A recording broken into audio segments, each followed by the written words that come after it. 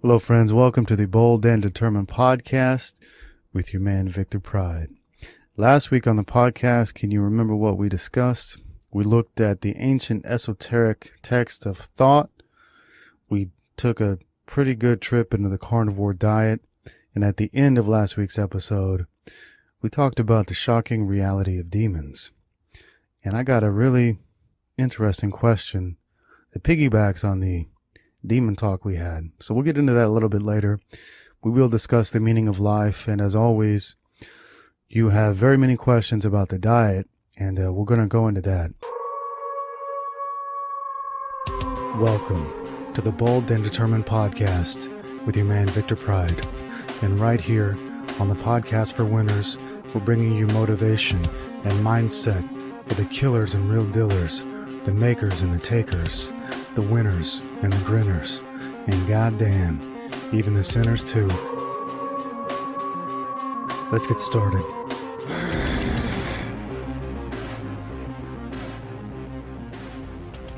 Hello, my friendly friends. Welcome back to the Bold and Determined podcast with your man, Victor Pride. The podcast is coming at you every single Thursday, rain or shine. You can expect a new episode from here to infinity. The Bold and Determined podcast is now available on many different formats, including iTunes, Stitcher, Spotify, YouTube, SoundCloud, and you can listen to the podcast directly on boldanddetermined.com. Of all of those methods, I have to say that the iTunes is growing the most. Now, iTunes doesn't show their public download information, but behind the scenes, as a creator of a show, you can see it. And every week I see that the show is nearly doubling its download rate on iTunes. So I'm very happy with that. For some of the listeners who are not technologically savvy and don't perhaps use iTunes, allow me to quickly explain what iTunes does for you. If you have an iPhone, on the iPhone you have an app called Podcast. You can open this podcast app. You can click in the bottom right corner where it says search, and you can search for the words bold and determined. And then when you find the Bold and Determined podcast, you click the subscribe button. What this is going to do for you is download the podcast directly to your phone every Thursday without you having to do anything extra. Now, many listeners do download directly from SoundCloud, but if you use the iTunes podcast app, it will download directly to your phone. And then every Thursday morning, you'd be able to listen to the podcast in your car. You can listen on a plane ride. You can listen at the gym. You can listen on a long walk, wherever you want. It downloads to you automatically. And that is that about iTunes, my friendly friends. How are you today? Today, let's talk about, we got a lot of questions this week. A lot of you are very interested in the carnivore diet. You're very interested in religion and God. You're very interested in a lot of things that I'm also very interested in, so it works out well for both of us, doesn't it? I'd like to start this episode reading a quote to you that may come into play a little bit later in the show. This quote is from somebody called Jiddu Krishnamurti. I don't know who this person is, but I like this quote. So let me read it for you. I maintain that truth is a pathless land, and you cannot approach it by any path whatsoever, by any religion, by any sect. All ideologies are idiotic, whether religious or political, for it is conceptual thinking, the conceptual word, which has so unfortunately divided man. The constant assertion of belief is an indication of fear. If we can really understand the problem, the answer will come out of it, because the answer is not separate from the problem. If you begin to understand what you are without trying to change it, then what you are undergoes a transformation. We all want to be famous people, and the moment we want to be something, we are no longer free. Freedom from the desire for an answer is essential to the understanding of a problem.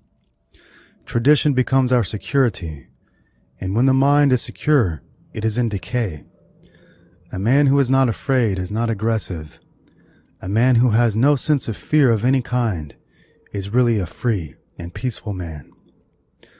That is a quote I found very interesting, my friends, and though I don't necessarily agree with 100% of it, And it's not a quote that I would say. I do resonate with this quote for many reasons that perhaps we'll get into later in the show.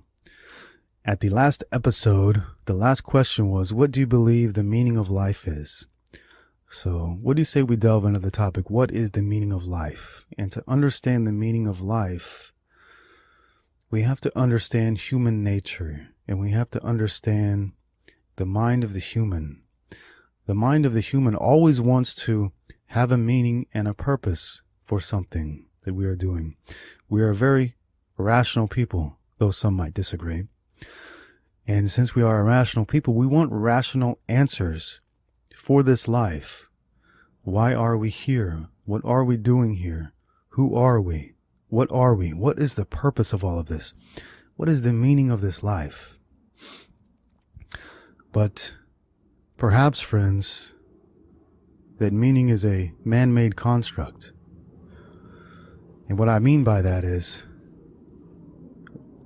perhaps we have to consider the possibility that there is no meaning.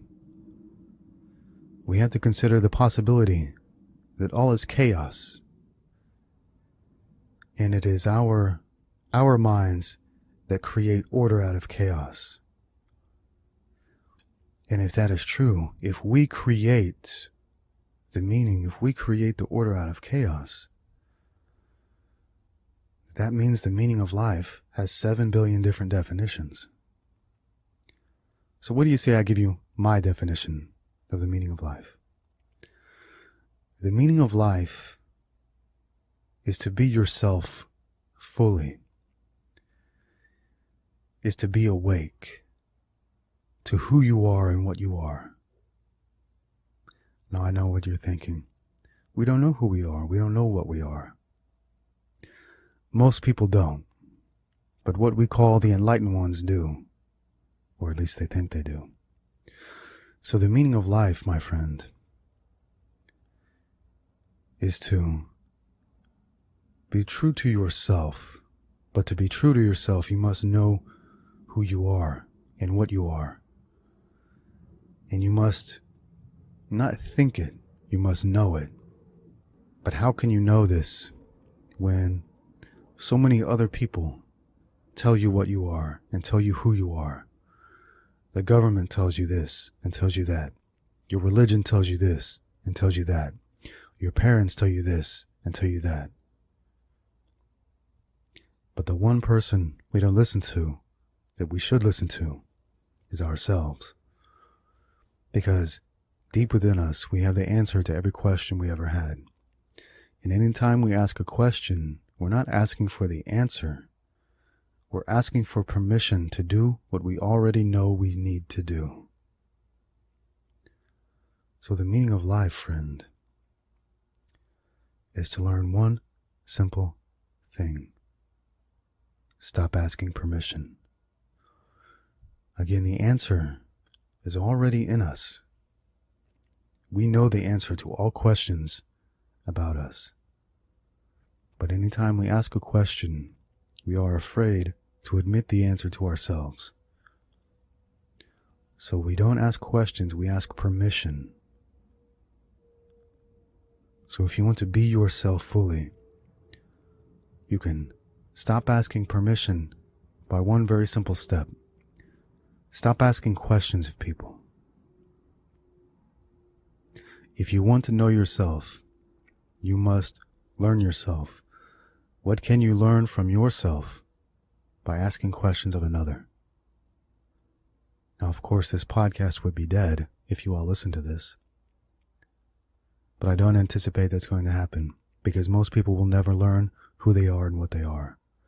Only a very small percentage of us will. That's why they say it's lonely at the top, my friends. So very lonely at the top because there is nobody else here you can talk to. So what is the meaning of life? The meaning of life is to be your own authority. The meaning of life is to disregard all external authority and be the authority of your own life. This is how you achieve control of your own life. Be the authority. Be in control of you. Let no one else be in control of you. Let no one else influence your destiny. Because if you do, you will not fulfill that destiny. And you will not achieve enlightenment. You will not achieve your purpose in this life. You will never come to the answer of what the meaning of life is. And what a terrible waste of a life that would be if you never learned who you are and what you are and what the purpose for your life is. What a terrible waste that would be, wouldn't it? Let's get on to the next question, my friends. Bruce asks, Victor, you've accomplished so much in your life. Best blog on the planet, Greek god physique, boatloads of money, seen the world. Could you describe what life is like at the top? Where do you go once you have it all? Essentially, what is your purpose now? More of the same? To keep growing? As many accomplished people do, as they say, the journey is the destination. Or does your life now hold a different purpose?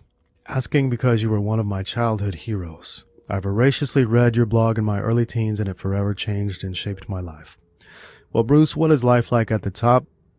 That's a very interesting question to explore. And the answer might shock some people who have never been up here. The climb to the top is fantastic. The climb to the top is the best time of your life. When you read an autobiography, the most interesting and thought-provoking section to read is always the climb to the top. That's the absolute best. As you say, the journey is the fun. However, once you get to the top, things tend to change a little bit. When you get to the top, you tend to have less purpose and less meaning because the climb is your purpose. The climb is your purpose for waking up. But when you get to the top, what is the purpose for waking up? That purpose tends to go away when you actually get to the top. So when you get there, it's not as wonderful as you imagined it to be. And you always think back to the time when you were still struggling and still climbing. That time before you had the money and had the freedom and had this or that. But what you had was purpose. And what's more important in this life than money is purpose. If I can have all of the purpose in the world or all of the money in the world, I would choose to have all of the purpose in the world. Because purpose gives you a reason to wake up in the morning. Money gives you a reason to stay in bed. And that's the reality. We need money in this life. But the money is not what drives us. And it never will be. And when you get that money, you tend to lose a bit of your soul. You tend to lose your purpose. You tend to spiral downward. And what was once the best thing in your life becomes the worst thing in your life. And you long to lose it all. You long to start over with nothing. Because when you had nothing, that was the greatest time. When you have everything, paradoxically, you have nothing.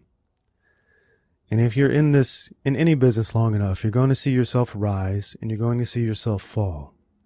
You're going to be the best thing in the world when you rise, and when you fall, you're going to be the worst thing in the world. You're going to experience both the highs and the lows. The highest highs cannot be experienced without experiencing the lowest of the lows. It can never happen. You can stay flatlined, like most people do. They never have extreme highs or extreme lows. But all is balance in this world.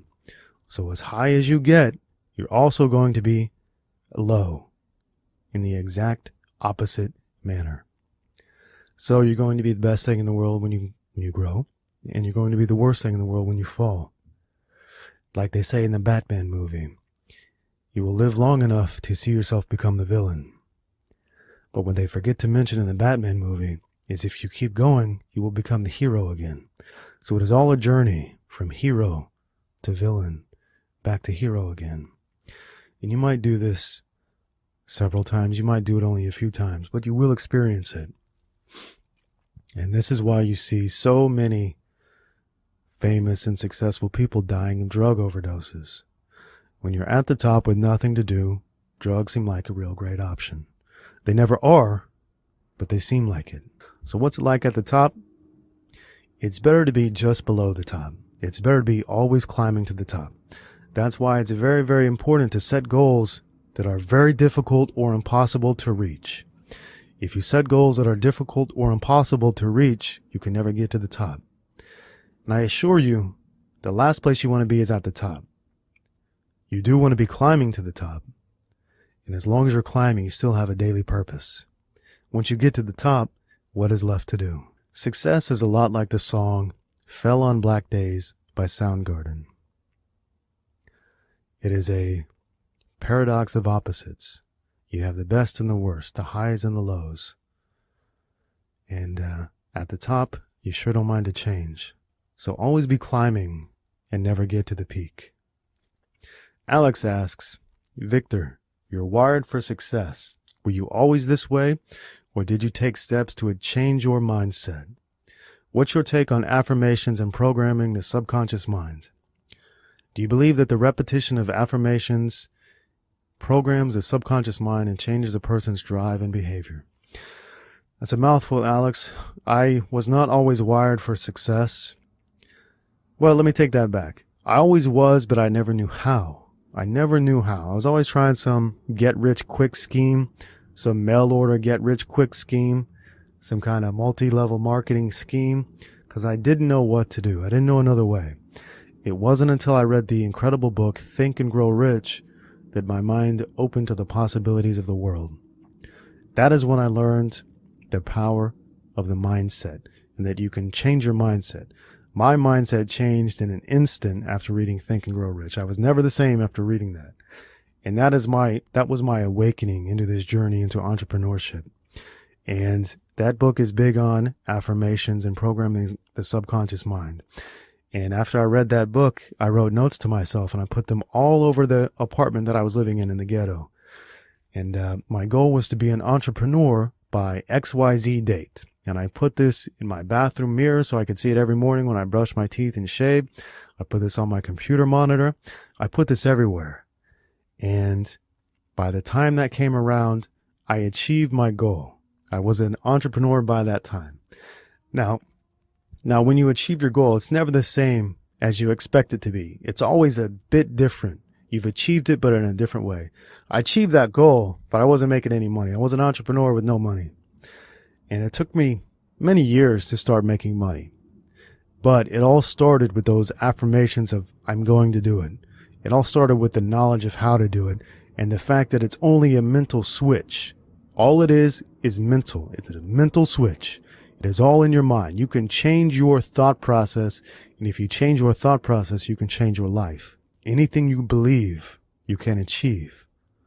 All of these slogans that people make fun of are true. And once you start accepting them as true, your mind opens to the possibility of the world. When you mock these slogans, you close your mind to the idea of any possibility. You limit yourself to 9-to-5 drudgery when you make fun of slogans like, if you can believe it, you can achieve it. That's true. If you don't believe it's true, it won't be true for you.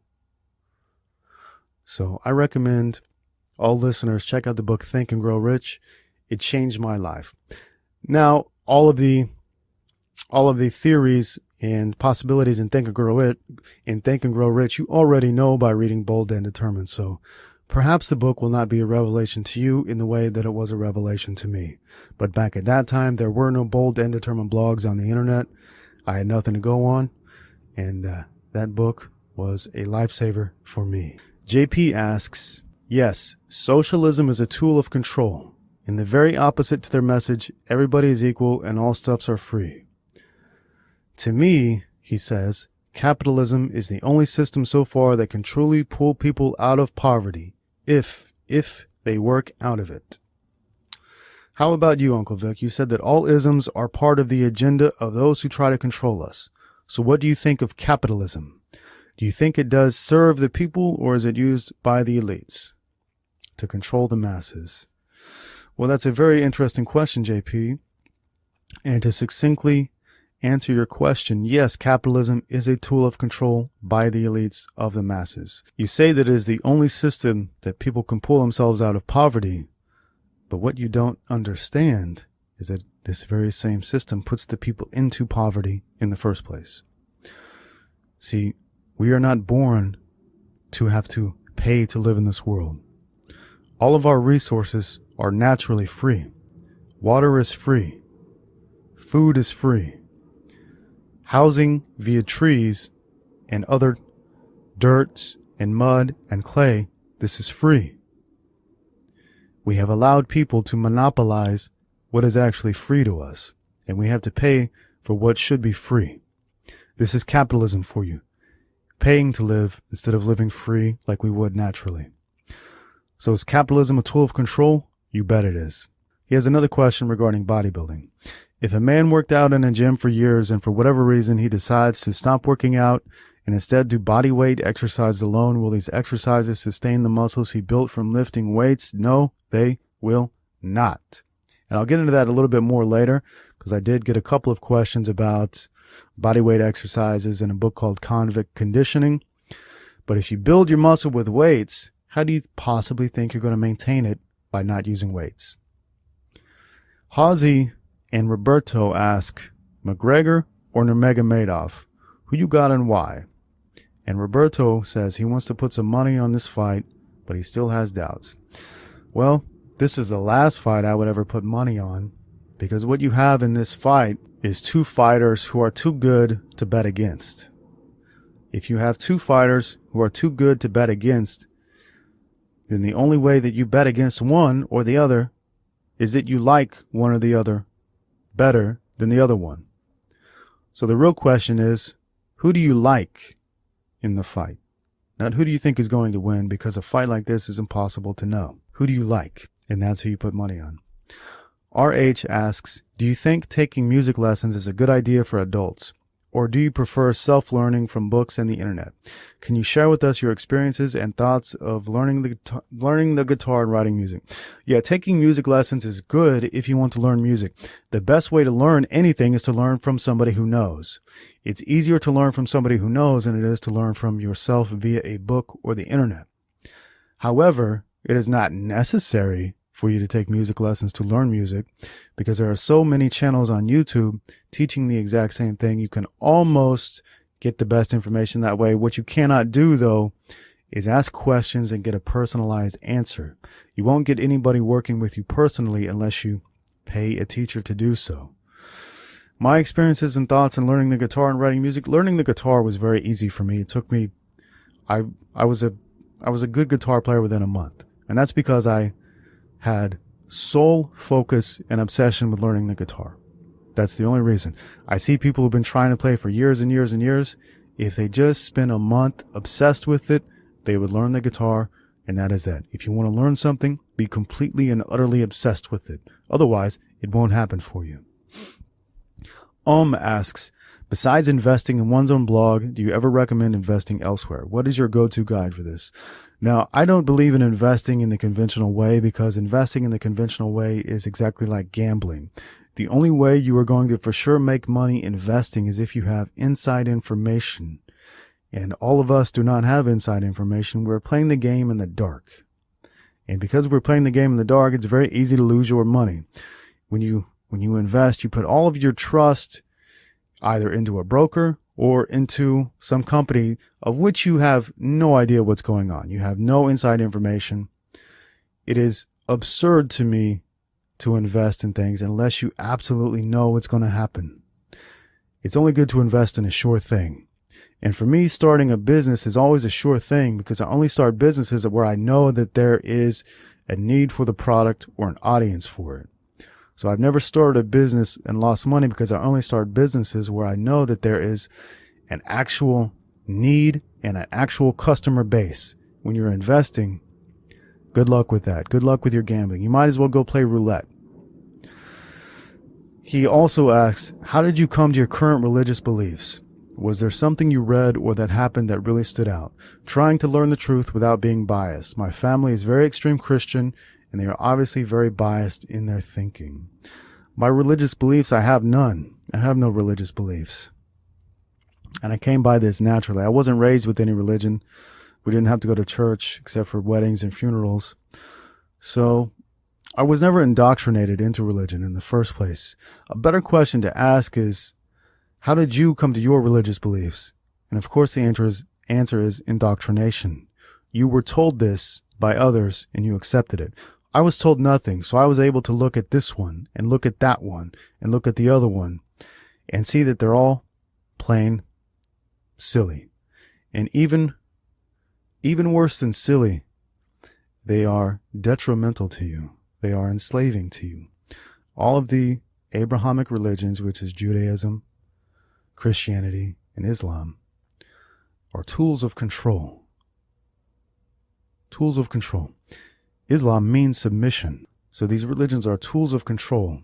And if you follow these religions, you will always be controlled. You will always be a slave. You will always, always, always be at the control of another. And whoever is the leader of the cult that you are in at that time is your leader. And if you actually read these books, like the New Testament and the Quran, with an open mind and an open eye, you would see that these things are tools of slavery. They are not tools to empower you. They are not tools to give you self-determination and self-confidence. They're tools to keep you down in this world. And as you know, the purpose in life is to be yourself and to become yourself fully and to disregard all authority. But when you are a religious man, you bow down to all authority. But what you don't understand is that the people in position of authority are not gods. They're psychopaths. All religious leaders, all political leaders are of the same stock. Psychopaths. It is only the psychopath that rises to the very top of an authority position. It is only a psychopath that believes that he has the ability to give all other people their moral codes and doctrines. Now, of course, these people at the top don't follow their own moral codes and doctrines. Only the slaves do. So how did I come by my religious beliefs? Just by looking at them and by reading their text. I've read the New Testament. I've read the Holy Quran. Most Christians have not read the New Testament. When I was reading the New Testament, it was very clear to me that this was a book about turning people into slaves. And religion, Christianity, is imperative for our society. And I don't say that in a good way. Religion, Christianity, and grains go hand in hand. If you read the New Testament, you will see that much about growing crops and reaping your crops. It's all about crops, sowing seeds for your crops. Now, farming, agriculture of these crops, and Christianity are what allow the people at the top to control all of the masses at the bottom. They control your food and they control your minds. This is how governments can be formed, with a connection of agriculture and religion. They've got you completely controlled. They've got you docile by eating crops instead of eating meat, and they've got your mind docile by believing in submission to something you cannot see, something you cannot taste, touch, feel, or hear. This thing exists only in your mind. But if the powers that be are experts in mind control, then are you really in control of your own mind? Is this religious belief you have, does it really come from your mind? Or does it come from powers that understand mind control better than you can possibly imagine? If you look at the root words government, in Latin they mean mind control. So government is just a process of combining religion and combining agriculture to control your mind and help you be more docile and subservient so they can take from you. They want to take everything from you and give you nothing in return. This is what religion does, takes everything from you. Have you ever been to a church and they passed around the till where you put your money into this little bucket and they take your money? Friend, why does God need money? God created all, did he not? Of what need does he have of money? Allah says to a thing, be, and it becomes. What need does he have of money? And there is your answer. The creator, the architect of the universe, Allah, God, does not need money. But men do. So who do you really worship when you give away your money and your power of your own mind? Who do you really worship? You worship men. You don't worship God. If you did worship God, you would disavow all external authority over your mind. And if you really want to delve into this, they keep you afraid of a character called Satan. This character you can never see. This character you can never defeat. So you are always in perpetual fear of this character called Satan. They always have an enemy that can never be killed. And that's a very powerful thing to have when you want to stay in power.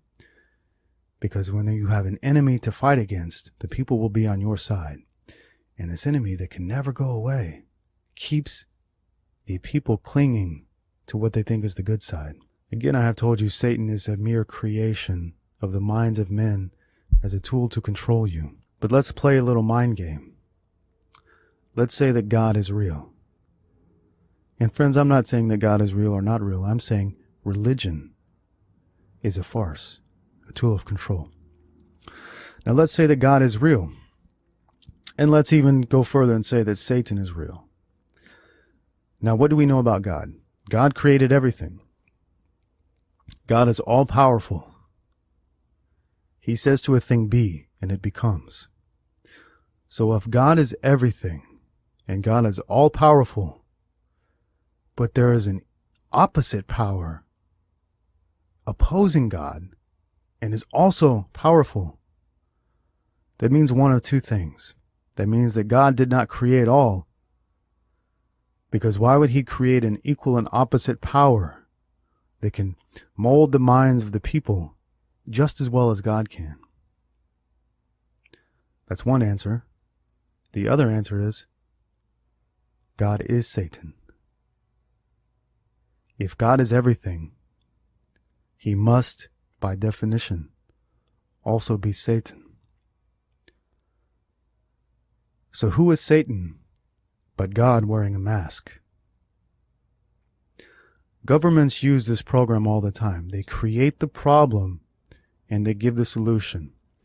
All of the problems we have in this world that we see on the nightly news, all of these problems were created by government to frighten us into accepting a solution provided by the government that usually takes away our rights and our freedoms and our money, yada, yada, yada.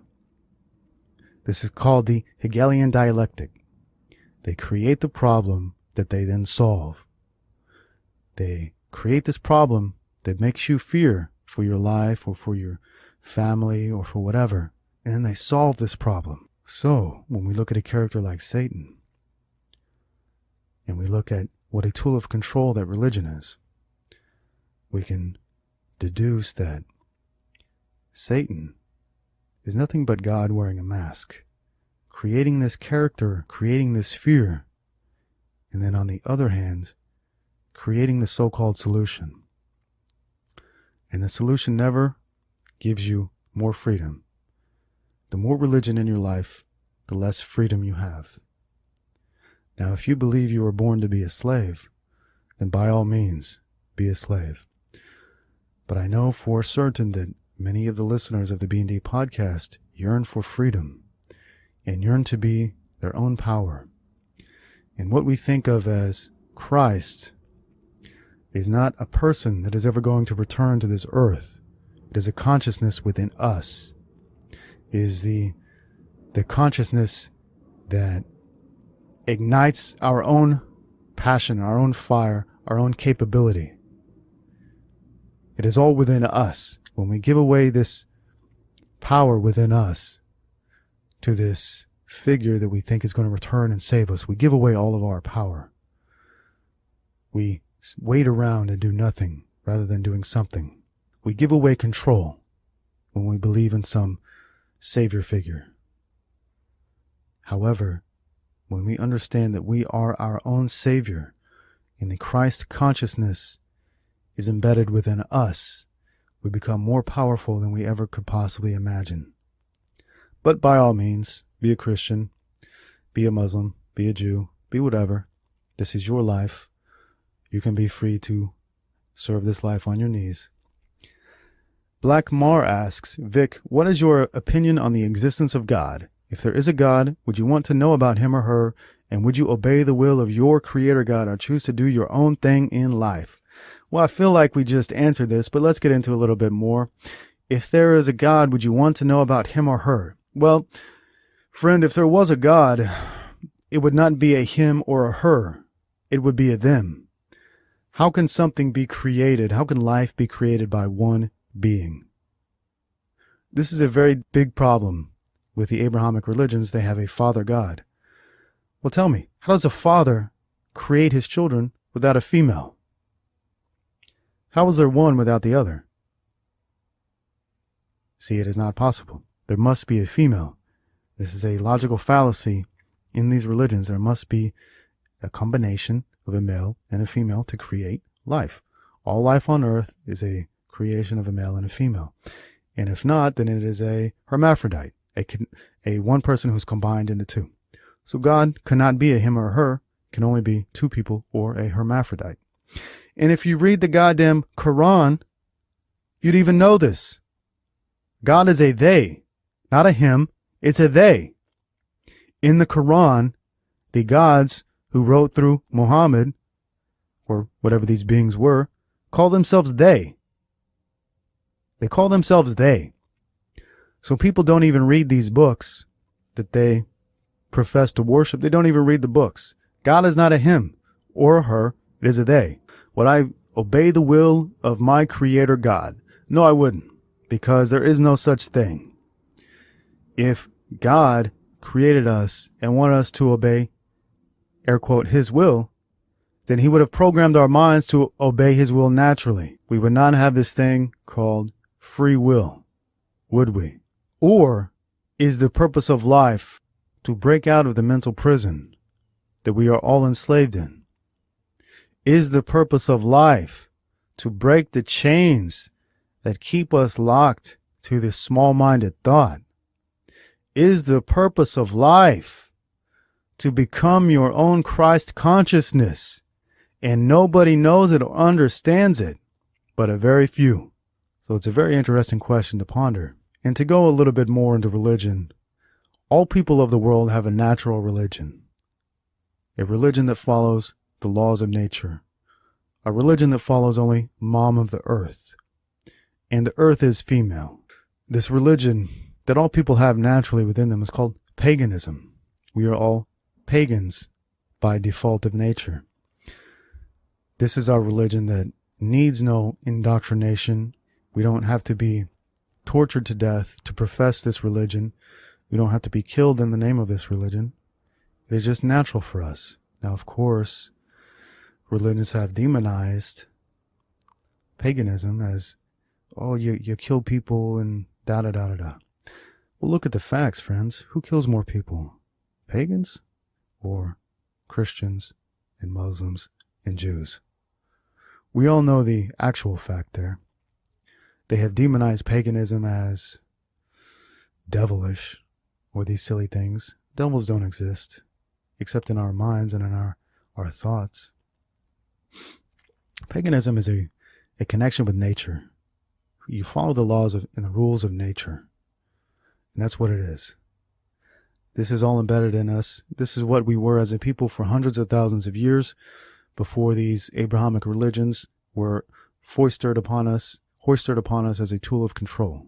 And if we want to be free, we have to connect with nature. We are so disconnected today with our technology and our houses and our modern toilets and everything that we have no more understanding of nature. Our world has been turned completely upside down. If we want to know ourselves and experience true spirituality and really experience God, we have to be out in nature more. We must get out to nature more. We cannot be in the house. We cannot be in the cities. This is death to spirituality. Nature, on the other hand, is where God exists. Out in the jungle, out in the forest, out in the mountains, there is no Yahweh. There is no Allah. There is no Moses. Jason asks, how can you get more grounded and in touch with your body as opposed to being stuck in your head all the time and zoning out? Well, Here's a great way to get grounded in touch with your body. Take off your shoes and your socks and go outside and walk on the grass, walk on the dirt, walk on the rocks.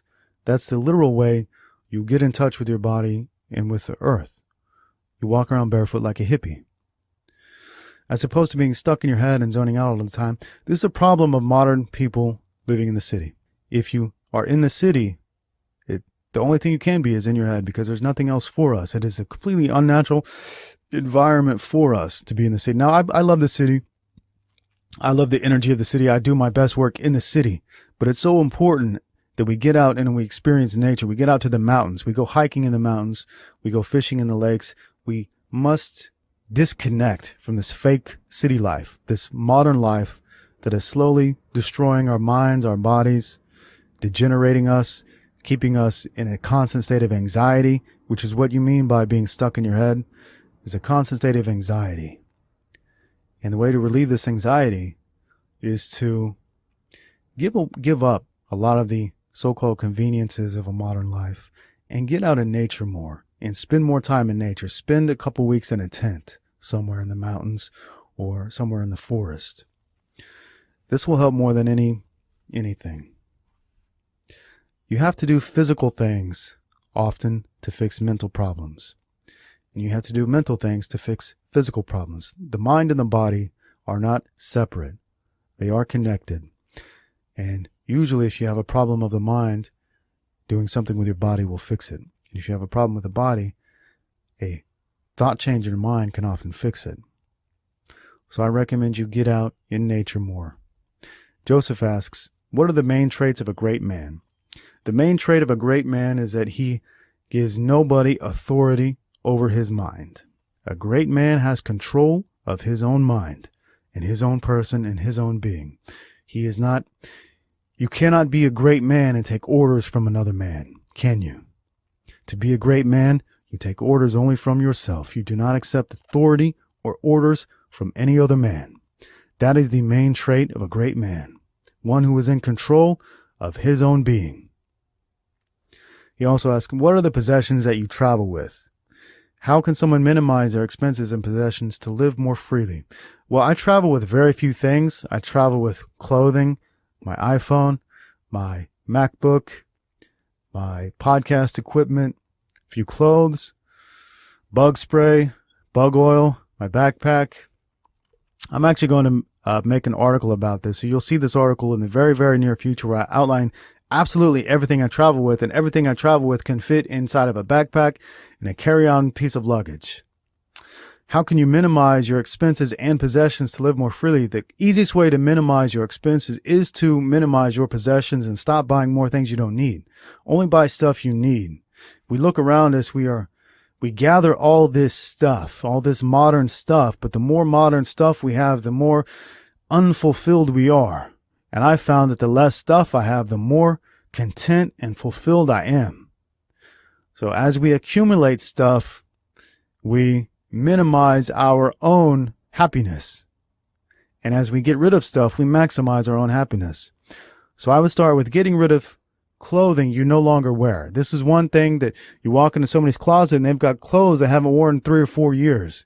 Get rid of all of that stuff. Next, get rid of the furniture you never use. Next, get rid of any pieces of stuff you never ever use. Eventually, you're going to have the bare basic essentials that you absolutely need and use and nothing else. And when you make the choice to just have what you need instead of buying every shiny new toy that you see, you become much happier and much more content in this life. He asks, what are some masculine hobbies that you recommend or partake in? The only masculine hobby is getting out in nature. These are the real hobbies. Getting out and being one with nature. Reconnecting with Mom of the Earth. Getting back to your roots. Your roots don't exist in some Bible or something like this. If you look at a map, you can see where the Bible was written.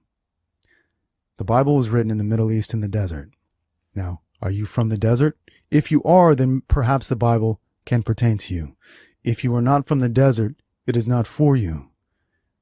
If you have white skin, for example, you're from the forest. You're from Europe. You're not from a desert. There are no deserts in Europe. So you must go where you are from. If you are a forest dweller, you must get out to the forest. If you are an islander, you must get out to the island. If you are from the desert, you go out to the desert. But you look to where you are from, and then you get back there. Regarding hobbies, I don't have any hobbies. Hobbies are a way to forget yourself and to forget time. The only hobby I have in this world is doing great work. If I'm not doing great work, I'm not happy. It is only great work that satisfies. It's not the end result of the great work. It's doing the great work that satisfies. So what hobby do I recommend you partake in? Create your great work and never stop. What are your views on video games and media? Regarding video games, it's a way to escape reality. I don't want to escape reality. I want to be in reality and face it head on. Regarding media, well, if you mean news, we all know that the news is fake. We all know that it's made up. It's propaganda. I was watching the news at the gym last night when I was on the treadmill, getting my warm up for my workout. And it just shocked me how much these people live in a constant state of fear by watching the news. If you didn't watch the news, you would have no fear of this world. All of the fear that these people in America have comes from the news. They fear these other countries. I tell you what, when you go to another country, you know what you can expect? Friendliness. Friendly people. Nobody wants to kill you in another country. That is a lie made up by the news. So many people are scared of Mexico today. Friends, Mexicans are very, very nice people. If you go there, you would know that. But the news, media, keeps you in a constant state of fear. And when you're in a constant state of fear, you're very easy to control. So I don't watch the media, and I cannot be controlled. I don't read the news. I don't read newspapers. I don't read this. I don't read that. I don't watch any television, except when I see it at the gym. And I'm free in ways that these people are not free. They always say, God, I wish I could do what you do. I wish I could. But you know why they can't? Because they're frightened. They're afraid. They're scared. You know why they're scared? Because they're kept in a constant state of fear by the media. People are scared of Donald Trump.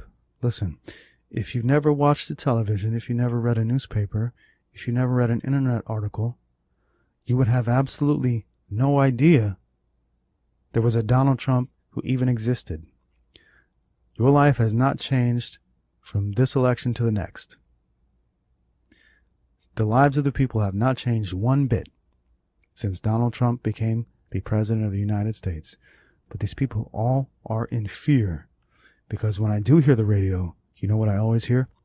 Donald Trump is bad. Donald Trump is bad. Donald Trump is bad. And since I don't watch this stuff, I have to wonder, well, why is he so bad? I see nothing that changed for the good or for the bad. Everything is always exactly the same, no matter who the president is. So what's the point of being afraid of one? Well, if you're afraid of one, you're easier to control. And it's all a method of control. Because if you're in control of your own life, you cannot enrich the masters, can you? When you're in control of your own life, you are going to enrich yourself. And perhaps enriching yourself means you don't make that much money. You just make enough that you can live on peacefully in your own world, in your own reality. These people in fear, they go to jobs every single day and they work. They work their lives away like little rats. They work their lives away. They get their paycheck that has already been taken, a chunk has already been taken out by the government. So they get half of what they worked for. And then when they get this, they go and pay their mortgage to pay the bankers. They go and pay their auto loan to pay the bankers. They go and pay their credit card to pay the bankers. When you're in control of your own life, you don't have any debt. A great man never goes into debt for any reason. A great man never takes a loan at interest. A great man knows that usury is slavery. So a great man will pay cash or go without. Lewis asks, what do you think about the workout called convict conditioning? Convict conditioning is body weight exercises only. And convict conditioning is absolutely, positively fantastic if you have 4 hours a day to work out.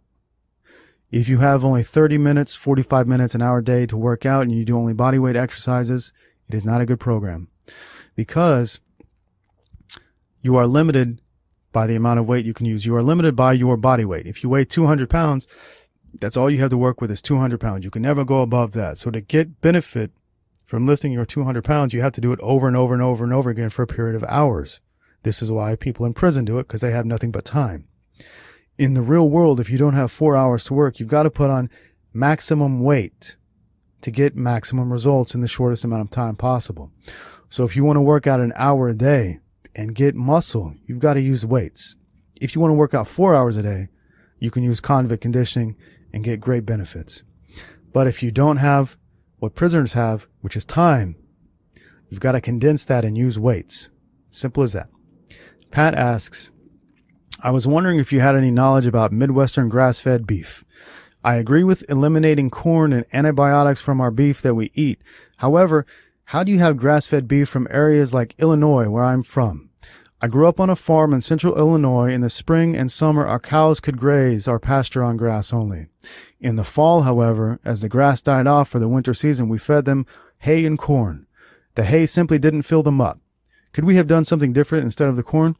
Well, friend, what you have done is correct. When we say grass-fed is really a code word for natural beef. We want to eat the most natural beef we can. And when animals are fed a diet that they are not evolutionary designed to eat, they get sick. And to keep these sick animals alive, they have to be given antibiotics. So when they're constantly fed foods that are wrong for them, they have to be put on antibiotics to live. This gives us sick, inferior meat. However, if the animal is eating grass in the summer and they're eating corn and hay in the winter and they're not given antibiotics, then this meat is fine. What we really want to stay away from is unnatural, sick beef. If we eat sick beef, we can get sick. We'll become what we eat. So we want to eat healthy animals. If the animals are eating grass in the summer and corn and hay in the winter and they're not given antibiotics, that's just a natural, perfectly okay diet. There's no problem with that. And in fact, beef that eats corn tastes better than beef that eats grass only. Grass-fed beef is inferior in taste, but it is superior in health only in the fact that they are not given antibiotics. So whatever keeps the animal thriving and healthy and gaining weight, but not make them sick, that's the perfect diet. So that's that. Alex P. asks, what are your thoughts on human growth hormone? I don't mess around with it. I don't take it. I don't have too many thoughts on it. That's that. Gerasimos asks, do you fear flying on an airplane? Either way, how does somebody overcome that fear? No, I don't fear flying on an airplane. I've never felt fear about getting on an airplane. I don't like flying on airplanes. I especially don't like flying on airplanes in the United States. That's the absolute worst. But I don't fear it. I never think about flying on an airplane until I'm actually sitting on an airplane. Then I always think the exact same thing. I think if this plane crashes, I'm going to be the lone survivor. So I don't fear airplanes. How do you get over that fear? Well, I would ask you, where does that fear come from? Have you ever been on an airplane? Yeah. Okay. Have you ever died in a plane crash? No. Okay. So what are you afraid of? You're afraid of something that's never happened. It's a fear from your mind only. Perhaps you've seen too many movies about it, and this fear has been implanted in you. But think about the reality. How many times have you been on a plane versus how many times have you died in a plane crash? And once you understand the reality that you've never died in a plane crash, what is there to fear but fear itself?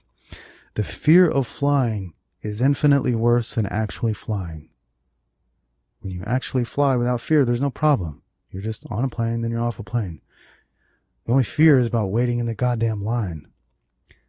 But in regards to crashing, how can you fear something that has never happened? It has never shown itself to be true in your world.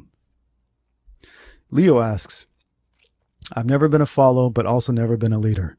Mostly a lone wolf. I've had a tight circle of friends for the longest I can remember. How can I transition from the lone wolf mentality to one where I am able to bring people to me and have them see me as a leader? What I've been doing so far is being more proactive in conversations, but additional advice would be appreciated. Well, how can you be a leader without being a leader? That's an interesting question. Do you actually desire to be a leader?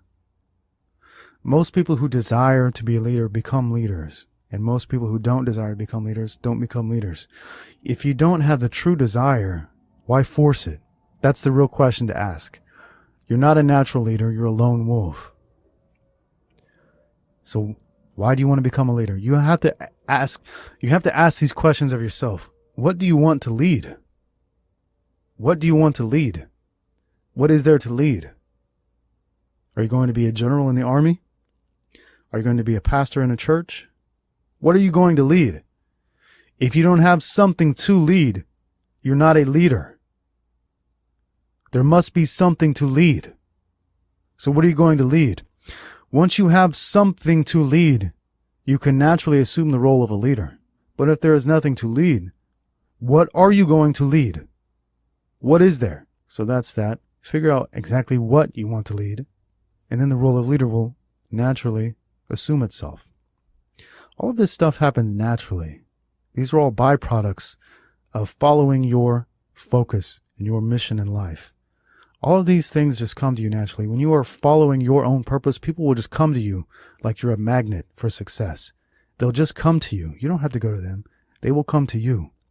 But it's imperative that you are following your own mission, because followers will not follow another follower.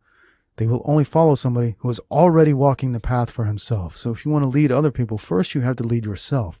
And that's the hardest thing to do in this world, because when you lead yourself, there is nobody to lead you. It can be very scary without having a leader to follow. So you must be the first follower of yourself. You must make the walk out into the forest alone. If you have the courage to do this, if you have the courage to lead yourself, other people will just start to follow you naturally. E.G. asks, how do you manage your money, especially at the time when you don't have a lot of it? So the question is, how do you manage money when you don't have any money? A better question to ask would be, how do I make money? How do you manage money when you don't have any money? Well, just don't spend it. That's the easiest way, is to get rid of your bills.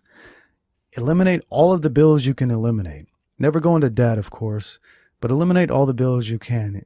Try to live as close to free as you possibly can. If you live for free, there's no need to manage your money because it will just accumulate. And that's what you want, is an accumulation of money. You want to save your money for a rainy day, or for a business opportunity, or to buy a house, or any of these other things that will give you more freedom in this world. So how do you manage your money? Stop spending it. Especially when you don't have a lot of it, stop spending it. Adrian asks, do you still drink distilled water? He says, I do not trust water supply cleaning nor pipping materials. No, I don't drink distilled water anymore, but I have found the best water on the face of this earth is well water, which is water from the earth. It's already got all the minerals in it that you need. So I don't drink distilled water. When I can, if you go to camping sites, you can find usually well water, and you can fill up your water jugs with that. But I was drinking nothing but raw goat milk for a number of months, and drinking raw goat milk for a number of months gave me one really, really terrific benefit, is that when I drank water, I could taste the chemicals in the water that I could not taste before. It would burn my mouth. So after drinking nothing but raw goat milk, which is purified water from the goat drinks the water, and then its body purifies it and gives you milk. I was drinking that. Then when I would drink a bottle of water, I could taste these nasty chemicals and they would burn my mouth. So now I have the ability to taste chemicals in the water, whereas I didn't before because I was just used to it. Now I can drink water and it will burn my mouth and I won't drink it again. So I either drink water from a well that I go out to a campsite and get and put in my own jugs, or I buy bottled water that is labeled as bottled at the source, and I can taste it and see if it has chemicals in it, because it will burn my mouth or not burn my mouth. So what I do is drink only water that doesn't burn my mouth. I'm drinking something now from Whole Foods called the Mountain Valley Spring Water. Comes in a nice big glass jar, supposedly bottled at the Ouachita Mountains, and doesn't burn my mouth. So this is what I've been drinking. It costs only $1.30, $1.40 for a nice big bottle. So that's what I've been drinking. Distilled water, no, I don't mess with. My goal is to always drink well water. But of course, when we live in the cities, we don't have access to well water. So we got to make trips out to some campsites, some wells, or we got to buy bottled water at a premium at Whole Foods. Getting Stronger asks, if you cannot afford grass-fed meat, is it still better to get cheap meat, which is pumped up with antibiotics, or is the vegetation superior to cheap meat? No, vegetation is never superior to meat, even if the meat is pumped with antibiotics. Meat pumped with antibiotics will still have the necessary fat and vitamins you need. Now, you cannot absorb the vitamins in vegetation because there is no fat. In vegetation, we can't digest it. We can't get the nutrients from it. We can't get the vitamins from it. It's basically useless to humans. So meat is always superior to vegetation, even if you have to eat the cheap meat, which is pumped with antibiotics, because you will still get better. You'll get better health from that meat than you will from vegetation. Sachin asks, is it possible to thrive as a vegetarian? He says, pretty sure veganism equals death, but I know plenty of very healthy vegetarians who live long lives and are full of energy, eating yogurt and eggs. The healthiest people I know are pescatarians, lean, mean, and they preen because they're smart, healthy, and very flexible. Red meat seems to weigh you down. I feel heavy and abandoned it. I felt decent as a pescatarian and at my best as a lacto-ovo veggie. Do you think there's a genetic component? I am Indian, he says. Okay, is it possible to thrive as a vegetarian? It is, but I'll explain to you why. There are some people in this world who have superior constitutions and they can eat anything and still thrive. There are people in this world, these are the people we call the genetic elite. They have the ability to eat shit and turn it into gold. They can eat anything they want and still thrive and be healthy. They have superior constitutions. So, even though most Indians are vegetarian and the average age of death in India is 64, some people cannot live that. Now, you've got to look at the average of what a vegetarian. Vegetarians in India died average age of 64. So that's not so great.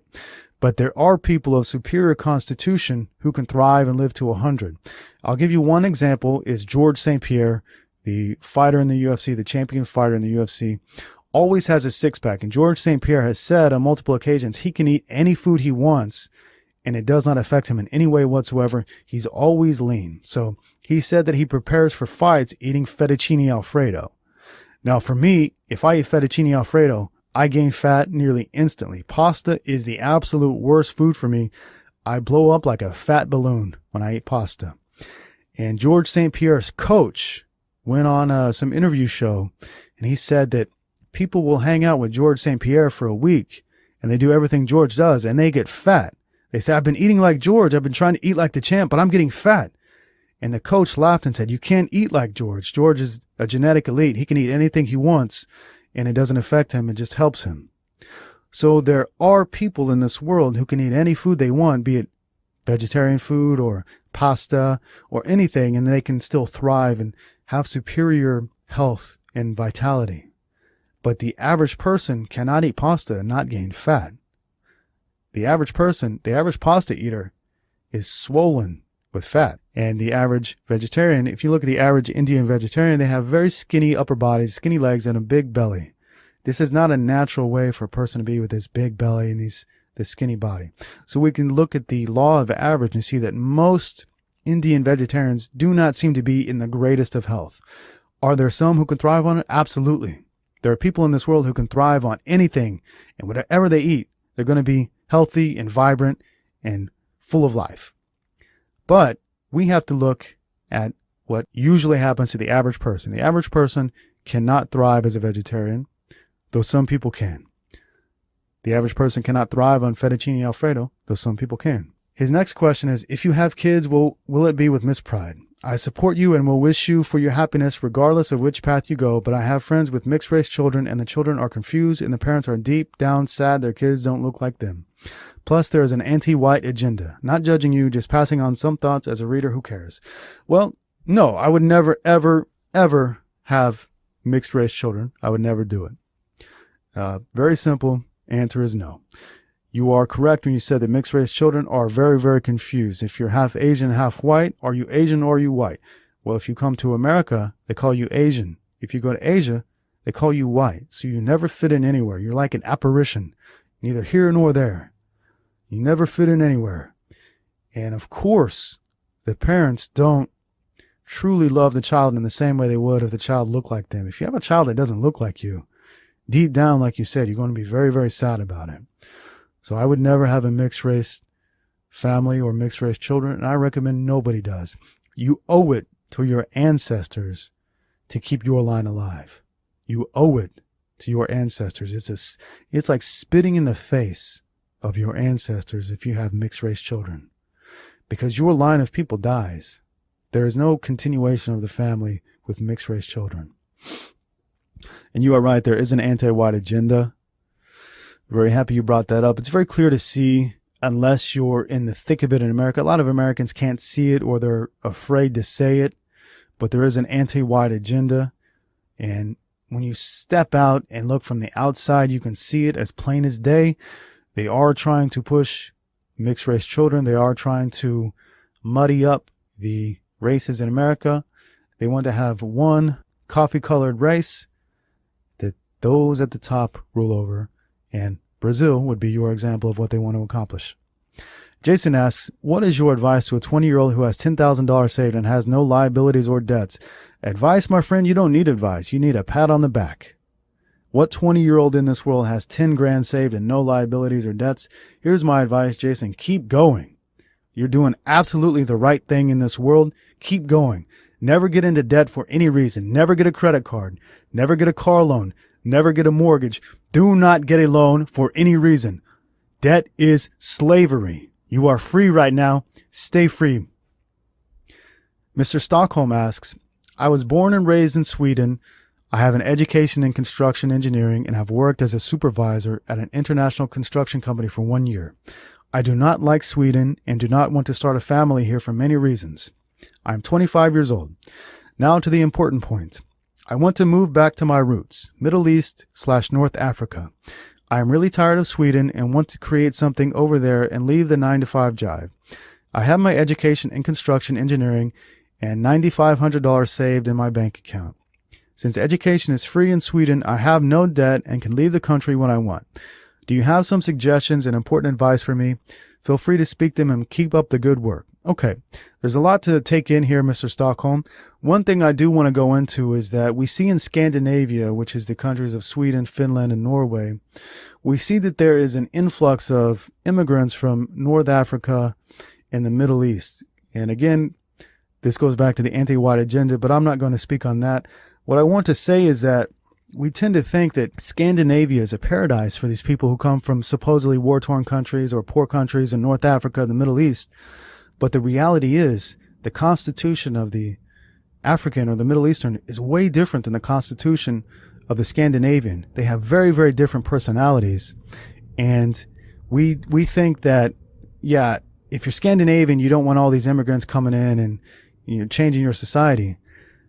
But paradoxically, we paradoxically think that it's a paradise for the Middle Easterners or the Africans, but it's not. You see, Scandinavian people are ice people. They're very cold and distant. They don't need a lot of contact with other people. They can be alone. They can be out. You can be 4 miles between houses out in Scandinavia. The culture in the Middle East or North Africa is very, very people oriented. They love being around people. They need to be around people. Desert cultures are people cultures. They want people around all the time. So when you get people who are people and want people all the time, and you put them in the frozen north, how are they going to thrive with people who do not share these same traits? Ice people are cold people, and they could be friendly, but they're not overly friendly. They don't want to spend that much time with you. They're very matter of fact, high and by. They're very nice, honest people. But what they are not is super outgoing and super friendly, and they're not big on groups. So when you put these people together, they don't mix well. And like I said, we think, oh, it's great that they get to go live in Scandinavia now, but it's not great for these people. It affects both of these groups of people in the same way. They're not happy being put together because they have different personalities and different constitutions. And Mr. Stockholm is a perfect example. His culture's from the Middle East/North Africa. And that culture is very, very people oriented. Now he has to go live in the frozen tundra with ice people. And of course he doesn't fit. Of course he doesn't fit. He's not from there. I recommend all people get back to their roots, because it is where your people are from, where your roots are, that you're going to thrive. You're not going to thrive if you are diametrically opposed to the land you're living in, to the people living in the land. So for Mr. Stockholm, I would recommend you just go. You have 9,500 saved. That money is going to go a lot further in North Africa and the Middle East, and it's going to go in Sweden, that's for sure. That will give you time to find a job in construction engineering, or perhaps start your own engineering firm in one of these countries. I would recommend you, of course, go and visit and see where your personal family is from. That would be the best place for you to go, because then you have roots there. You have people there. You would have connections there who could possibly help you get into business in construction engineering. So I would recommend you do it. You've got a free education. You've got money in the bank. You are not happy with the ice people. I would recommend you go and be with your people and thrive. Luke asks, I am interested in starting a podcast to accompany my blog as well. Could you give us a rundown of equipment needed, how to get on iTunes, SoundCloud, and other media outlets? Also, any potential startup costs on what program you use to record and edit. Luke, I will do all of those things for you. I will publish an article detailing everything I use to record my podcast. I will detail how to get onto iTunes, SoundCloud. I will detail all the startup costs. You can look for that in the very, very, very near future. The article is already written. And if you're listening to this, the article will already be published or will be soon to be published, and I will detail everything for you. Ruche asks, I currently reside in India. No doubt we try to copy the Western cultures. Truth is, I'm living with my parents who don't have any idea what they are doing. They told me to drop out from my college, but luckily somehow I managed to get my degree, as I don't want any problems related to visa in the future. Truth is, they have control over my money. I was wanting to move to another country. Can you recommend how do I change my life? Thanks for taking your time. I really appreciate it. Well, you just have to do it, my friend. If you have a Band-Aid on and you know it's going to hurt to pull it off, you can either wait to pull it off and let it fester and let it get worse, or you can just bite the bullet and pull it off. So you just have to pull off the Band-Aid.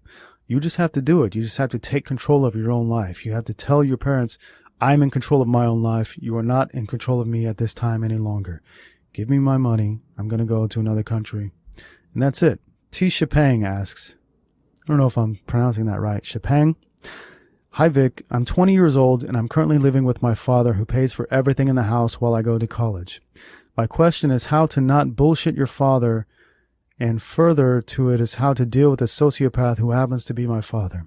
My only wish is for my father to develop health standards. Health is the first relationship you have with yourself before anyone else, and achieving happiness is having to move from result-oriented to process-oriented. My dad is really opposite to me.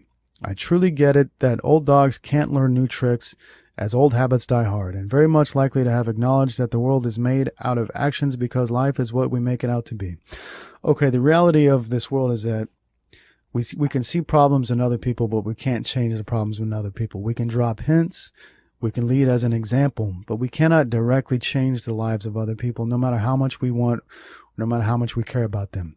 The only thing we can do is set a great example and let them see it, and let them see the results that come from it.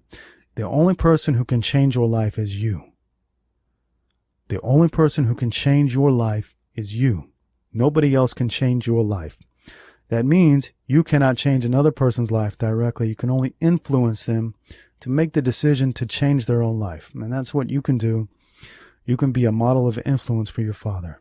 Lee asks, I am 22 years old. I have a family history and a long, grueling history myself with digestive issues. I've gotten all the tests done and they all point to irritable bowel syndrome. No cure. Poor digestion and stress. A lot of people suggested a vegetable-based diet, but I do not feel good and fulfilled on that diet, and it causes more stomach issues. What diet do you suggest, or do you have any books? Yada yada. Okay, you have IBS, irritable bowel syndrome, which you say has no cure. Well, this is a problem with modern medicine, is that they are incompetent, and these issues, which can be cured very easily, they call no cure, and they give you medicine for it. IBS can be cured. It's not even a real syndrome. There's no such thing as irritable bowel syndrome. There is such a thing as eating the wrong foods that make you shit yourself. That's what irritable bowel syndrome is. You're eating the wrong foods that make you shit 5 times a day, but you're also constipated at exactly the same time. So you're constipated and constantly shitting. So you can never get a real nice, good, solid shit. It's always this, well, irritable shit. The problem is twofold. It's the food you're eating, and the most common cause of irritable bowel syndrome is coffee. Coffee overconsumption leads to irritable bowel syndrome. It leads to the shits that you're getting. So I would bet, Lee, that you're a coffee drinker. If you are a coffee drinker, you must stop drinking coffee. That's your number one. Anybody who has irritable bowel syndrome will find that their symptoms magically either go away or they get significantly better when you stop drinking coffee. The other thing that can cause irritable bowel syndrome is eating vegetation, is eating the wrong foods. See, we think that we need fiber to help digest meat, but this is incorrect. Fiber does not digest in your body. Fiber is actually very bad for your stomach and gives you symptoms of irritable bowel syndrome. The food that digests the best in your body is meat. So, for anybody with irritable bowel syndrome, you need to stop drinking coffee and you need to slowly change into an all-meat diet.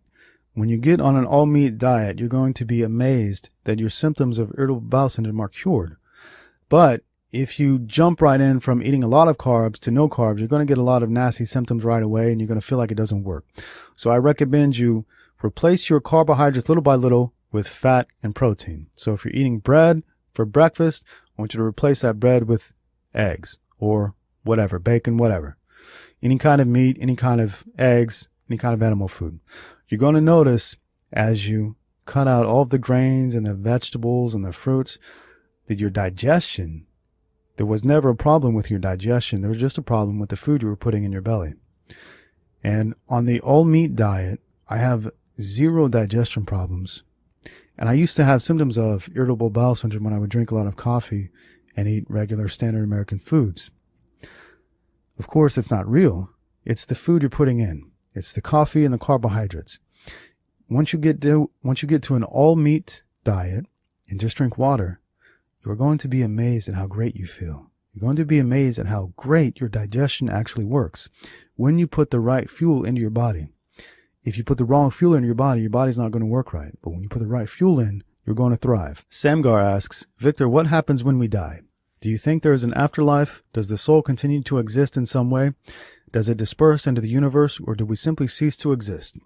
Well, friends, I've said that your mind and your body are the same, but your soul is a bit different. Your soul is everlasting. Your soul does not die. The energy that powers your mind and your body does not die. It just goes to another place. Energy cannot stop being energy.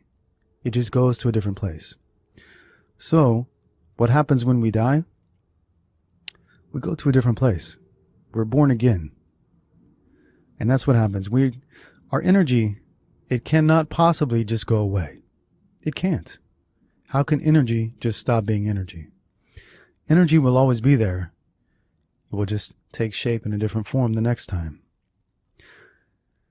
All religions of the past believed in reincarnation. And that's what we mean by energy just takes shape or is given birth to in a different form. When you die, all cultures of the past believe this. It is only the current Abrahamic religions that say, when you die, you go to heaven, you go to hell, and this is it, and be scared, be afraid, be a good boy so you can go to heaven. No. You're going to have many, many opportunities, and you're going to experience many, many different things because your energy is never going to go away. The energy is always going to be there. It's just going to be in a different form. Now, what form we cannot know, but we can know that energy doesn't die. It just takes different shape. Does it disperse into the universe? It very well might. Does it cease to exist? No, it does not. Alex P. asks, what is the best way to drive traffic to your product sales page? The best way to drive traffic to your product sales page is to write awesome articles that make people want to click on your product sales page. The best sales method in the world is writing really great articles that really resonate with people. if you write really great articles that really emotionally affect people, they're going to want more. If you leave them wanting more and then give them a link to your product sales page that gives them more, they're going to go buy it. But if you don't leave them wanting more, if you don't give them a reason to want more, they're not going to click. The solution is to write really great articles. He also says, I noticed you dropped your ebook prices by a penny. I've read that prices ending in 99 do better. Have you seen a significant difference in sales since making the change of price? Yeah. Let's say $10 versus $9.99. The $9.99 will sell better than $10. Absolutely. No question about it. If you want to know the prices that sell, just take a look at Walmart. Walmart knows what they're doing. They never have a product that's $10. They would have it $9.99. So you're absolutely right. $9.99 looks cheaper than $10, even though it's the same thing. To your mind, 9 is cheaper than 10, so you go with 9. Money Study asks, how do you explain to guys that blue collar and trade schools aren't the answer? I swear that's the only advice for young masculine men online. Blue collar jobs and slavery in a hard hat instead of a cubicle, in my opinion. Entrepreneurship is where it's at. Well, you don't have to explain anything to anybody. If somebody wants to go and be a slave or go be a worker bee, then they can go and do it. The only thing you can do is provide the information, and whoever wants to find the information can find it. But you can't hammer it into the heads of somebody because most people won't listen. This is why I started Bold and Determined, because I used to tell people these things and nobody would listen. So I thought, you know what? I'm going to stop telling people this in real life, and I'm just going to take it to the internet where I know that there are people who want and need this information, and they will find it. And that's exactly what happened.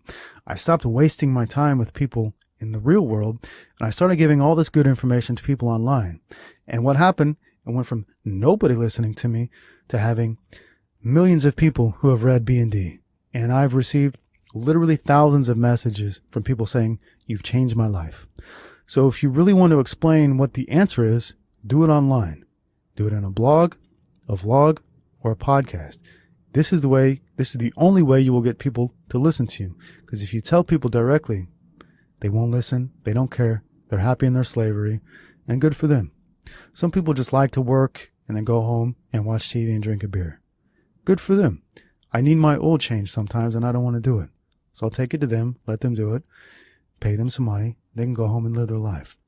Anybody can live their life the way they want to. I'm not here to police how people live their lives. I'm just here to give an answer to the people who want more. And if you want more, well, then don't worry about people who want less. Joel asks, what is your take on electromagnetic field exposure, EMF exposure with Wi-Fi phones, etc.? Is it something that could be damaging our potential as humans? Yeah, absolutely. It is damaging our potential as humans. It's damaging our health, our mental health and our physical health. It's very damaging to us. We can't see it, so we don't recognize it, but it's very damaging to us. And we're going to see cancer rates skyrocketing. We're going to see suicide skyrocketing.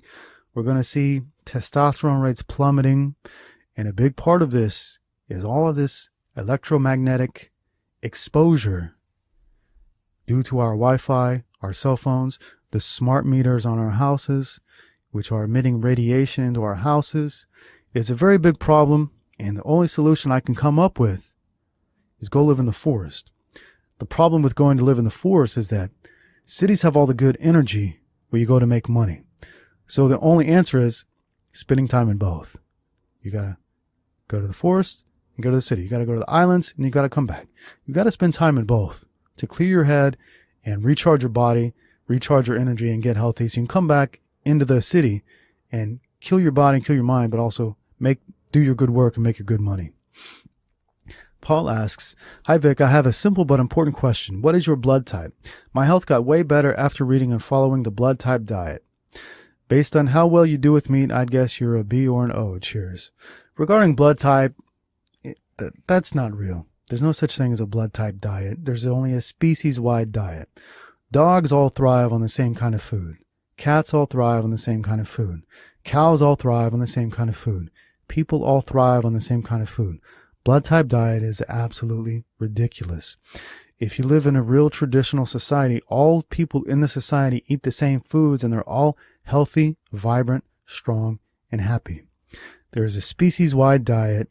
There is not a blood type diet. The species-wide diet is whatever natural foods around you can hunt. That's what we should be eating. Lucas asks, what were your first sources of traffic for B&D? The first sources of traffic came from Google. People found me from Google, and from then it spiraled. But Google was the very first. I've always had pretty decent SEO, search engine optimization on bold and determined. So people search for whatever. They find me, and then they start telling people. So Google and word of mouth. Dan asks, hey, Victor, do you still recommend taking beef liver tablets and zinc? Well, better than taking beef liver tablets is actually eating grass-fed beef liver. I'm a big fan of natural grass-fed beef liver. I think it's terrific. I think everybody should eat it once a week. And regarding taking zinc, if you are eating enough meat and not eating the carbohydrate foods, and if you're eating enough fat, you don't need to supplement with zinc. You're going to get enough in your diet. On my diet, I feel I get everything I need. I feel better than I've ever felt. And the mental clarity that I get on this diet is just unreal. It's unbelievable. I'm getting so much work done because I haven't had a clear head like this in so many years. The carbs fog up your head to such an extent that you can't even see what's going on around you. And when you clean these carbs out of your system, you're going to be very, very surprised at how clear-headed you are and how it helps you so much to accomplish your great work. And again, like I said, I've been able to do so much great work in just the past 3 weeks with no carbs that I can't imagine going back. It's so fantastic to be so clear-headed and so calm and so happy. It's really terrific. Alex G asks, what are your thoughts about settling with an Eastern European woman in Thailand or Southeast Asia away from the Western corruption of the traditional family? It's cheap there, great climate, and plenty to do. I have some friends from Russia who live in Koh Samui, and they already have 2 kids, and life is good. Obviously, money and work needs to be secured outside of Thailand, i.e. working online and being sponsored by an overseas company. Okay. Retiring to Thailand is easier said than done. Thailand is such a popular country that they are cracking down on their visa issues. And every time I go to Thailand, I get hassled at the airport because I have 1,000 stamps from Thailand in my passport. So retiring there is easier said than done.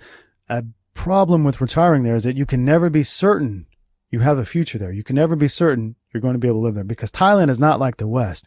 They don't give away citizenship to people who don't match. They don't give away citizenship to people who are not Thai. If you want to be Thai, you must be Thai. It's not like America where we give citizenship to anybody who comes across the sea. Thailand is for the Thais. Now, it's great to go visit there. It's great to even go live there. I lived there for a number of years. Certainly, I will be back at some point. But to live there forever can be done, sure. But it can also be stressful because you will always have visa issues. You will always have to deal with the immigration, with the government. And you're just not going to be sure that you can really have a future there. So you can't buy a house, for example. You can buy a condo, but as a foreigner, you cannot buy a house. So it can make things difficult. And another thing that makes things difficult is that you won't speak the language. Most expats who live in Thailand don't speak the language. And it's fine at first, but it can become very lonely as well because you are not going to have a way to communicate with most people. Now, in Thailand, you can get around fine for a number of years with just English because most Thai people speak a little English. But it's very limited.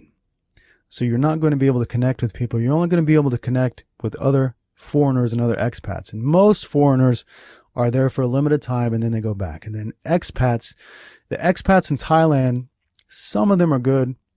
A lot of them are not great people. So it can become very lonely and you start to miss your own culture. You start to miss just going to stores where you can speak to people. So what are my thoughts on that? I think it's great for a while. I don't think it's really a lifelong solution, but it's great for a while. RP asks, I notice you don't sell all of your books on Amazon. Is there a reason for this? Yeah.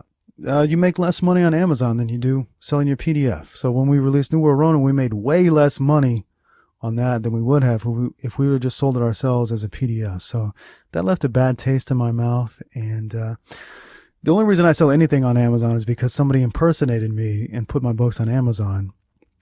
So I figured anything I don't do, people are going to impersonate me and try to do it. So I just go ahead and do it anyway. And we put some of the books there, not all of them. I just do it so people don't impersonate me, then I have to go after them legally and yada, yada, yada. So that's the only reason I do that. Otherwise, I don't care for Amazon. I don't like giving away our customers to Amazon. If you sell your books on Amazon, you don't get the email address of the person who bought your book. And the email address is very, very important in the blog business. The email is how you keep your blog alive. Now, people want to fart around with Twitter and Facebook. All these things are vastly inferior to the person's email address, because not everybody has Facebook, not everybody has Twitter.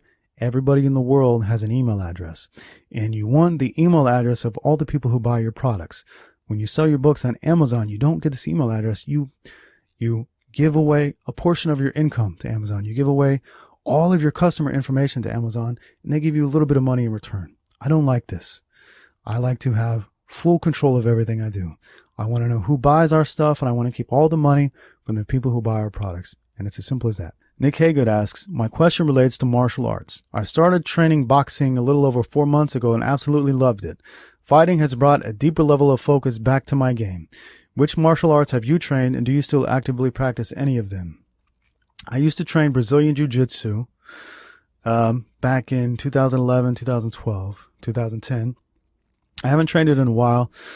For me, I never experienced what a lot of people experience with martial arts. I trained boxing a little bit too.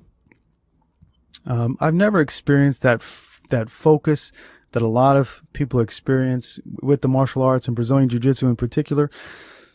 I did it, but I never really got good at it. It's not really something that made a big impact on my life. What really worked for me was lifting weights. That's the main thing that gave me focus and drive in this world, is lifting weights. So my first and only love will always be lifting weights. Martial arts, they're great to train. If they click with you, they're awesome. It's great to be able to defend yourself. But for me, I love lifting weights. Silo asks, what do you think about vaccines? Are they bullshit or are they good for us? Well, let me tell you how vaccines came about. Vaccines came about because, let's say, ABC Vaccine Company wanted a monopoly on the vaccine world. They wanted all people in the West, in this country, to have to take vaccines. So what they do, they bribe somebody in the government. They get a lobbyist to bribe somebody in the government, and they make vaccines mandatory. That way they can sell all their vaccines to the general public. See, friends, all of these mandatory things are always about money. It's never about health for you. It's never about what will help you. It's about what will create a monopolistic wealth for certain companies. So are vaccines bullshit? Are they good for us? Well, how did we live for so many hundreds of thousands of years without vaccines? Why do we all look so sickly today? Why are children becoming autistic and retarded and sick and all these things today, whereas children 100 years ago were vibrant, they were healthy, they were strong? So are vaccines good for us? I'm not a doctor, but in my opinion, no, they're not. And I don't take flu shots, I don't take vaccines, I don't do any of this stuff, and I never get sick. My grandma just the other day, guess what she did? She went to go get a flu shot. Guess what she had for the next 3 days? She had the flu. So she went to go get a flu shot so she wouldn't get the flu, and then the next 3 days she's spent in bed because she had the flu.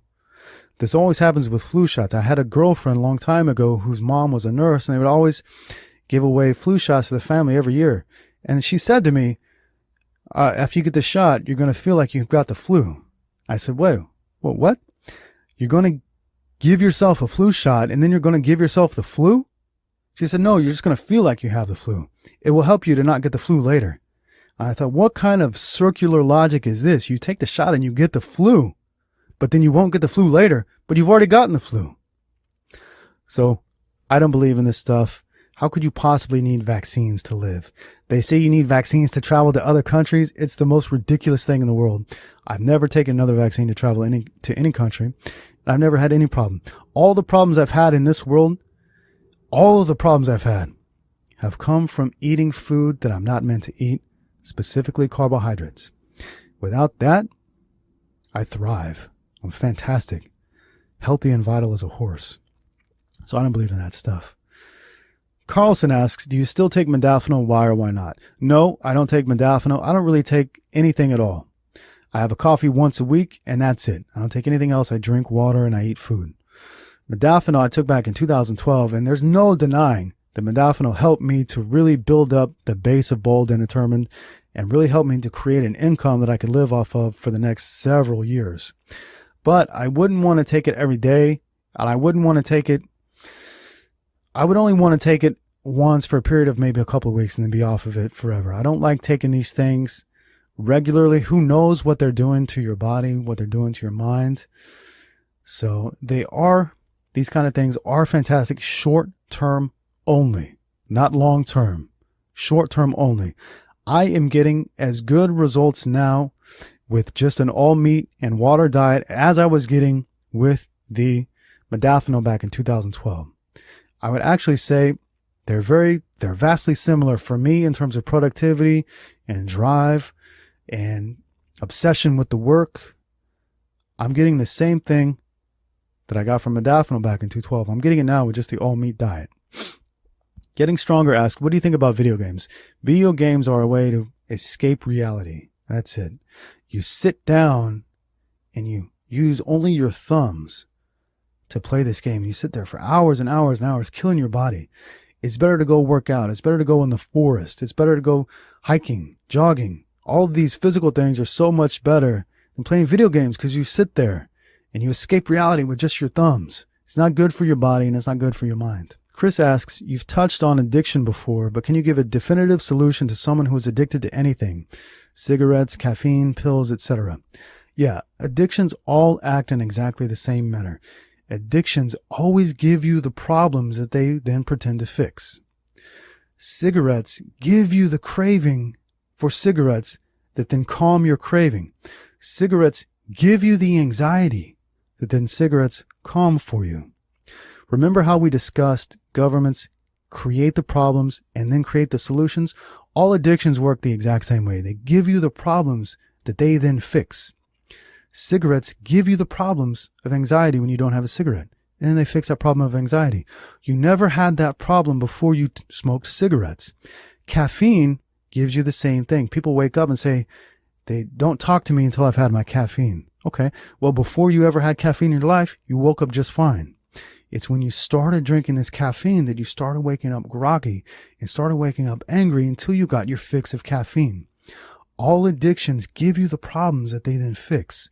When you understand that all of your problems are not fixed by these drugs or these products or these addictions that you have, they're caused by these things. It is when you understand that they are caused by the products that you can give away the products, because then you know in your mind, this doesn't fix the solution. It causes the problem in the first place. So it both causes the problem and only temporarily fixes the problem. But before long, you're going to have the problem again and you're going to need your fix.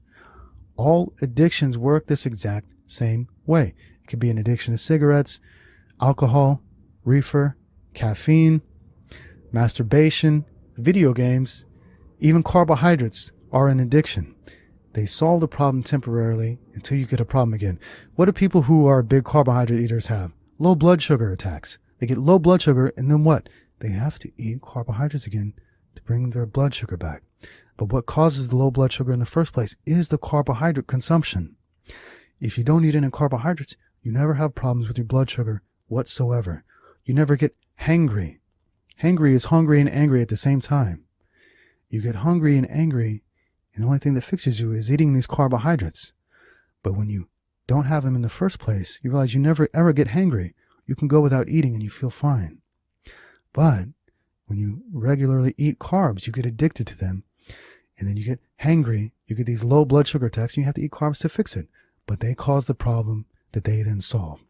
So when you understand this, that when you give up these products, all of the problems that they pretend to fix will go away. So you say you smoke cigarettes to deal with the anxiety, but when you stop smoking cigarettes, you will no longer have the anxiety. Caffeine as well. Caffeine gives you anxiety. When you stop drinking the caffeine, you will stop having this morning anxiety until you get your coffee. John asks, how do you break the porn masturbation addiction? Okay. This works in a very similar manner as all addictions. Porn gives you the problems that they then fix. You get this craving for pornography. You must go and get your fix. But the fix never lasts very long, does it? It lasts only temporarily until you need another fix. You have to understand that it never helps you. It only continues to hurt you and enslave you via this addiction. So it is important to understand this in your mind, that you don't need to do it. You don't have a physical need to do it. It is all your mind playing tricks on you, pretending that you need this, because before porn existed, you didn't need porn. Nobody needs porn. It is only when you become addicted to it that you can't stop watching it. All people in the world were happy before pornography ever existed. People were so much happier. All people were happy. They were healthy. They thrived. Pornography makes people miserable, like all drugs do. It starts off sweet, but then it turns sour. All drugs, at first, you think, wow, this is amazing. This is great. This is the best thing ever. Eventually, it turns into the worst thing in the world. And that's what porn is. It's the worst thing in the world for you, but you're addicted to it. All you have to do is understand that you don't have a physical need for it, and your compulsion, that's what it is, a compulsion.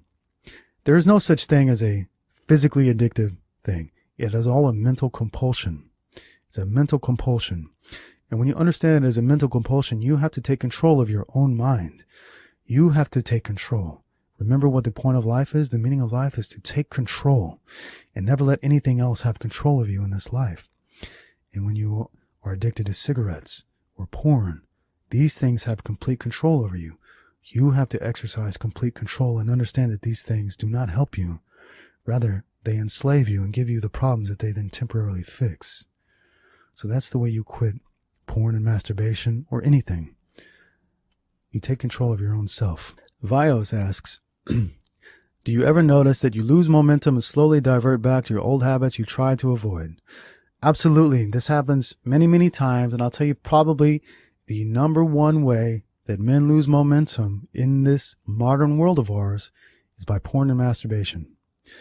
You can have all the momentum in the world. And when you build up this great energy and this great momentum, you feel great. I can take on the world. I can do anything. I feel so good. I should watch porn and jerk off. And then what happens? All that energy and momentum goes away. You expel all of that energy and momentum. It goes away. And then you devolve into the world of porn and jacking off. So the secret is to never allow yourself to devolve into these bad habits. It's the bad habits that cause you to lose momentum. If you don't exercise these bad habits, you don't lose momentum. But if you mentally give in to these bad habits, you lose momentum. And it can happen with many things. You can start drinking alcohol. You can start smoking reefer. Any number of things can cause you to lose momentum, but it's always giving in to these bad habits, usually as a celebration. I told you it starts off sweet, then it turns sour. You have all this great momentum and energy and you want to celebrate. And the celebration causes you to lose momentum and get worse and backpedal and backpedal and backpedal. These celebrations are like shooting yourself in the foot. You feel good, so you want to watch porn and jerk off. You shot yourself in the foot. You feel good, so you want to go smoke reefer. You shot yourself in the foot. You feel good, so you want to go drink alcohol. You shot yourself in the foot. Don't shoot yourself in the foot in the first place. Zach asks, I'm at a crossroads whether A, I want to work part-time as a freelancer for 3 to 4 years to make money while my blog is growing, or B, give up freedom for 1 entire year to work a high-income, high-stress contracting job, then quit cold turkey to live off savings. This seems more time efficient. Perhaps I could invest part of my savings like in the book, The Richest Man in Babylon. What would you do in this situation? Okay, I'm not telling you what to do, Zach. I'll tell you exactly what I would do. I would never work a job again for the rest of my life. There would be no situation where you would find me working a job, especially some high-stress job. Forget about it. I'd never do it. So I would work part-time as a freelancer for 3 to 4 years and make money while my blog is growing. Or I would give up my need for the majority of my money and live very, very, very cheaply. I would live like a Spartan. So in this situation, what I would do, I would not get a high-stress job. Stress will kill you in this world. You will die from stress. Stress is what will give you a heart attack. I like to live as stress-free as I possibly can. There is nothing that will ever get me to give up my stress-free, calm life to work some high-stress job. For what? Just to make money? Money is so easy to make. It's so easy to make that working a high-stress job is like shooting yourself in the foot. Why would you stress yourself out so you can make money and enjoy life? You're never going to enjoy life if you're stressed out. You have to de-stress, be stress-free to ever enjoy your life. And that's what I would do. I would live stress-free. Second, he says, I'm underweight already, including carbs to reach calories or just carnivore regardless. I'm tired of being skinny even though I always get told in the gym I'm strong for my size. Okay, the best way to gain weight is by eating carbohydrates. Carbohydrates are what put fat on your body. Now, it depends on what type of weight you want to gain. If you want to gain muscular weight, you have to take something that will help you grow muscle, because you're basically, if you're lifting weights already and eating already, you're at the best you're going to be. You have to take something that ramps up your hormones. If you want to gain muscular weight, I recommend you keep eating the carnivore diet and take red growth. Red growth has 1 DHEA, which has been proven to put on 8 or 9 pounds of muscle in 1 month on regular trainers. So if you want to gain muscle, you have to take something that will help you gain muscle. I recommend red growth. If you want to gain weight naturally, you have to eat carbohydrates. Now, I had an experiment about a month ago. I had an experiment. At that time, I was eating nothing but meat and I was drinking raw goat milk, and my weight was staying exactly the same, about 188. And I thought, you know what? I'm going to eat 1 carbohydrate meal for dinner every night for 7 nights. I'm going to see what happens. So every night for 7 nights, I would eat what regular people eat. I would eat a cheeseburger, or I would eat a burrito, or I would eat even some ice cream, any kind of carbohydrate food that most people eat. Now, before this, my weight was staying exactly the same, but when I added 1 carbohydrate meal, I gained 1 pound every single day for 7 days. So I started this at 188, and at 190, I ended it at 195. I gained 7 pounds in 7 days by eating 1 carbohydrate meal per day, in addition to my meat and my raw milk. So carbohydrates are the way you gain weight. The way that I gain weight at first, there's a couple different times in my life where I put on good weight. The first time I would eat 6 meals a day, your standard bodybuilding foods, oatmeal and tuna. And I wouldn't recommend doing this because it's really difficult on your insides. If you really want to gain weight, I would recommend eating the most calorie dense food you could eat. And the second time I gained weight, I took a product which is very similar to red growth. And every night I was eating a gallon of ice cream with a 2 liter of Dr. Pepper. Is it healthy? No. Does it put weight on you? Absolutely yes. So there are a couple different ways you can gain weight. If you want to do it all naturally, you have to eat carbohydrates. If you want to gain muscular weight and look good, you've got to take something like red growth. And that's basically your only ways. His third question is, the only butter I can access is pasteurized. Still better than carbs? Yes. Any butter, pasteurized or not, is better than carbohydrates. Butter is great for you. And most people don't eat raw butter anyway. Most people use butter to cook, or they put it on their meal or their toast. So most butter is cooked anyway. And the only benefit of unpasteurized butter is that it's not cooked, it's not heated. If you're going to heat the butter anyway, it doesn't really matter. So butter is much better for you than carbohydrates. Butter is one of the best foods you can eat. And I recommend everybody get you some unsalted butter. It is fantastic. Hercules asks, would you consider yourself tolerant? My friends say that about me there are only 2 options, my way and the wrong way. Well, Hercules, no, I am not tolerant in the slightest. Aristotle said tolerance and apathy are the last virtues of a dying society. And you see that tolerance is such a sought-after trait. And that is because we're part of a dying society. It is one of the last traits, like tolerance and tranny rights and not being racist or not being homophobic. These are all the traits of a dying society. I am very intolerant. I do not tolerate nonsense or bullshit. And I do not tolerate fiction as fact. I do not tolerate lies as truth. I do not tolerate them saying that up is down and down is up. I am intolerant. I do not tolerate this. It is my way or the highway. And it's always going to be that way. Having tolerance will allow you to be conquered. It will allow you to be conquered. You will tolerate anything. If you have tolerance, you will tolerate being conquered. And that is what's being happened. I do not tolerate it. I will not be conquered. I have zero tolerance. I am intolerant. Alex J asks, hey Victor, I just want to say that I bought Body of a Spartan and it's awesome. I stopped by the bookstore the other day and found The Art of the Deal. I read the first few pages and realized how much time I and most people waste. What are things you have changed in your life to save valuable time? Well, I don't watch television. I don't watch the news. These standard, actually, you want to know the number one thing that I changed in my life to save valuable time? I quit my job. What is the one thing that causes most people their time? It is their job. It is the one thing that causes you to be away from your family and your home and your children and your friends. You've got to be with these people you've got no connection with to do this work that does not reward you in the future. You trade your time for a meager little paycheck. And once you get rid of this time suck that is a job, you have all the time in the world to spend with your family and build your own business and do what you want to do in this world. The number one way you can save valuable time is to not have a job. Damon asks, I know you've gone into this before, but can you explain how I can gain weight by eating 3 meals per day as a skinny guy with a fast metabolism? Do I need to count calories? No, you don't need to count calories, Damon. If you want to gain muscular weight, you take red growth. And in addition to your red growth, you eat your 3 meals, and then at the end of your 3 meals, you drink some ice cream and a Dr. Pepper soda. You want to gain weight? You got to get the calories in. Simple as that. If you are not eating enough, you will not gain weight. Simple as that. They call it dirty bulking, but it's what helps you gain weight. If you want to gain muscular weight, that's a different story. You take red growth, and you don't eat your carbs, so you stay lean and you grow lean. But if you want to gain weight, eat ice cream. Alex asks, have you ever used an air fryer to cook?